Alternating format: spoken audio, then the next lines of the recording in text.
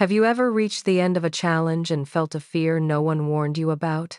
You kept the promise long enough to change. The routine became easier.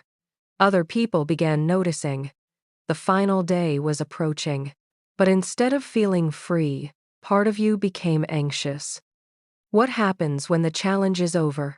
When there is no countdown, no clean calendar, and no future version of you waiting at day 180, who keeps the new life alive? Because the old life has not disappeared. It knows your tired days. It knows your excuses. It knows exactly how to make the past feel comfortable again. Hi, I'm Sarah, and this is WiseMind Stories. The final idea in the 6-month plan is that a challenge ends on a date, but a standard must survive the date. You do not become someone new by never returning to an old behavior. You become someone new by refusing to make it your home again. In this final episode, we will return to Leah, whose story began with a lost opportunity and an honest audit. We will see what happens when progress is real but fragile, how to review 180 days without turning life into a pass or fail test, and how to protect the few structures that make the new directions sustainable. It was day 168 when Leah ordered dinner, carried it to bed, and opened the app she had once deleted. She told herself she deserved one empty evening. Work had become chaotic. Her team was reorganizing, 2 deadlines had moved forward, and the smaller client project she now led was experiencing a problem she did not know how to solve. Leah scrolled until 1:14 in the morning. On day 169, she did it again. On day 170, her phone remained beside the bed. Tomorrow's first task was not written, and an unfinished report waited on the kitchen table. The apartment began to look familiar. Delivery bags near the trash, laundry on the exercise bike, unopened mail beside the door. Leah stood in the middle of the room and felt 6 months collapse into one sentence. Nothing really changed. The sentence was not true. It felt true, which made it dangerous. 6 months earlier, Leah had lost the Harrison account because her work had become inconsistent. Her calendar, spending, energy, and abandoned promises had revealed a life built on repeated restarts. She had begun by repairing her evenings. That small repair led to earlier sleep, calmer mornings, completed reports, and the first finished modules of a professional course. She did not transform every category on the beautiful plan beside her bed. She did something less dramatic and more important. She began keeping enough promises to trust her own words again. By day 168, Leah had completed the course. She had built a modest emergency fund. She was leading a client project. She called her mother every Sunday and usually protected 3 evenings each week from work and endless scrolling. But none of those facts were emotionally available while the old routine was returning. The old life does not need to erase your progress. It only needs to make you forget the evidence. How quickly does one familiar failure convince you that every unfamiliar success was fake? On day 171, Leah called Nina, the sister who had helped her conduct the first audit. "I'm going backward," Leah said. Nina asked, "How long?" 4 days. "And how long did the same pattern last before?" Leah knew the answer. Months. Nina did not tell her that 4 bad days were harmless. The unfinished reports still mattered. The sleep loss still affected her. A pattern does not become safe because it is familiar. But Nina showed her the difference Leah could not see. 6 months earlier, the pattern had been invisible until someone else named its consequences. Now Leah recognized it on day 4. Awareness had become faster. The new question was not whether the old behavior had returned. It was whether Leah would return too. Progress becomes identity through what you do after failure. Leah wanted to design a strict recovery week. Early mornings, no delivery food, 2-hour workouts. Every overdue task completed immediately. The old fantasy self had returned wearing the language of repair. Nina stopped her. "What is the return version?" she asked. Leah remembered the 3 levels from Olivia's story: full, floor, and return. She placed the phone in the kitchen. She opened the unfinished report and wrote the next 3 actions on a card. Then, she went to sleep. The following morning, she completed the first action before checking her messages. No dramatic restart. No punishment. She continued from day 172. That is what the title of this episode really means. Becoming the person who does not go back does not mean you never repeat an old action. It means you stop allowing the action to rebuild the old life around you. You do not become someone new by never returning to an old behavior. You become someone new by refusing to make it your home again. On day 180, Nina came to Leah's apartment carrying a folded sheet of paper. It was the original 6-month plan. The one with 6 color-coded categories, a 5:30 morning routine, an aggressive savings target, a training program, a professional certificate, and a side business Leah intended to launch before summer. Leah laughed when she saw it. She had completed the certificate. She had not launched the business. She had saved less than the target. Her exercise remained inconsistent during stressful weeks. She had not become the flawless woman described on the page. If the plan were graded by fantasy, Leah had failed. If the 6 months were judged by evidence, her starting point had changed. She knew where her evenings went. She knew which goal mattered next.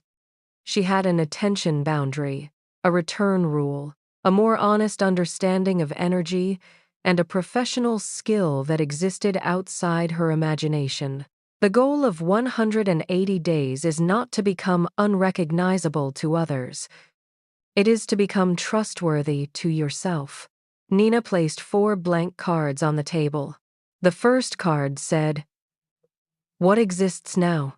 Leah listed evidence rather than emotions. A completed certificate.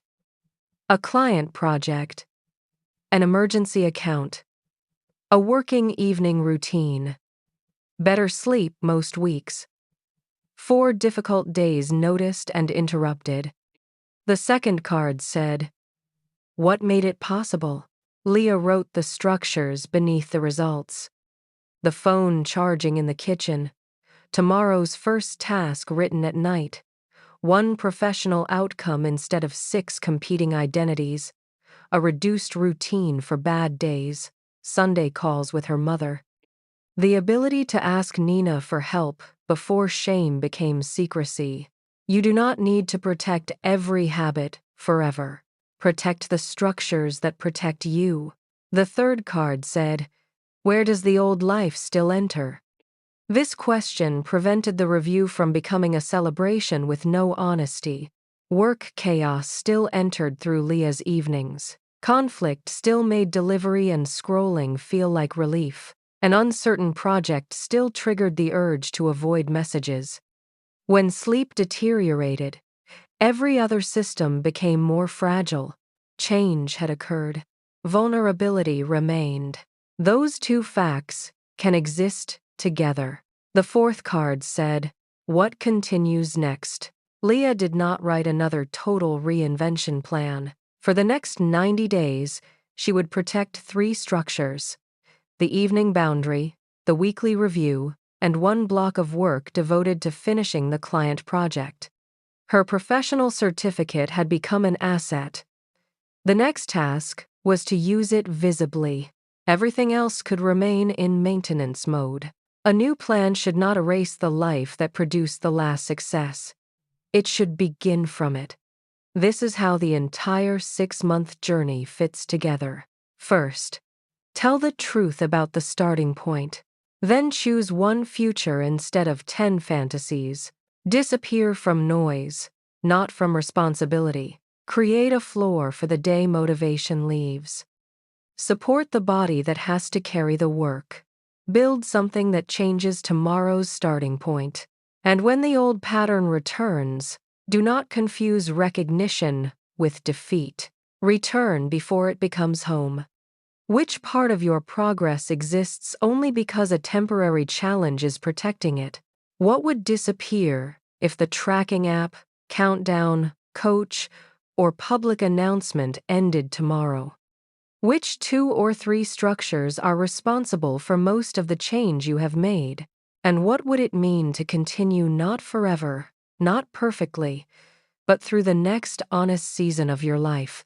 There is another reason people go back after achieving a goal. The old identity is socially familiar. Friends know how to speak to the person who always says yes. Family members understand the role of the one who rescues everyone. Colleagues become comfortable with the person who responds at midnight. When you change, the surrounding system may quietly invite you to become predictable again. You do not need to declare war on everyone from your past. But you may need new language. I'm not available tonight, but I can help tomorrow. I'm protecting this work block until noon. I don't do that automatically anymore. Give me time before I answer. The new identity becomes real when it can speak. It also needs an environment that agrees. Keep the phone outside the room. Keep the transfer automatic. Keep the shoes visible. Keep the project easy to reopen. Keep one person who knows what you are trying to protect. And make the standard flexible enough to survive a real life. A rigid identity says, I am the person who wakes at 6 every day. One disrupted week can destroy it. A durable identity says, I protect a quiet beginning and return to it when life interrupts. The hour may change, the principle remains. A rigid identity says, I never order food, miss a workout, or waste an evening. That standard turns ordinary imperfection into secret failure.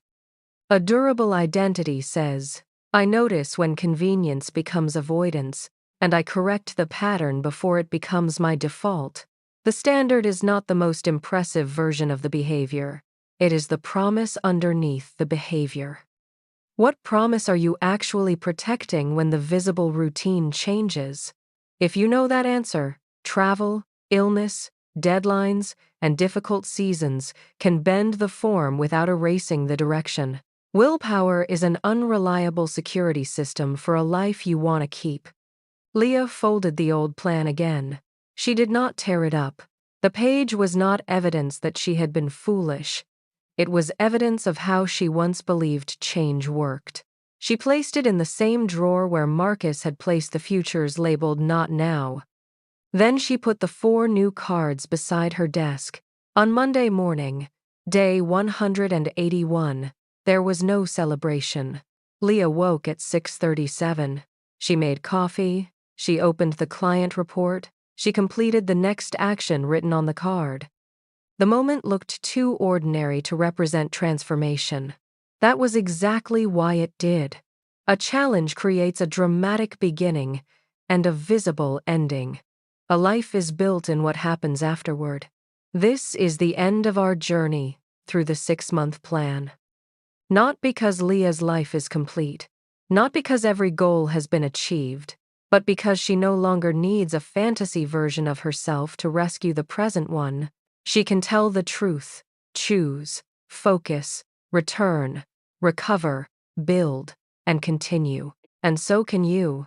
If you arrived at this episode first, the complete journey begins with part 1, why you keep starting over. If you have been here since the beginning, ask yourself one final question. What will be different 180 days from today, not because you promised harder, but because one ordinary action became something you could trust? You do not need to wait for Monday. You do not need a perfect first day. You need an honest one. And remember, you do not need another life. You may simply need another way to see this one.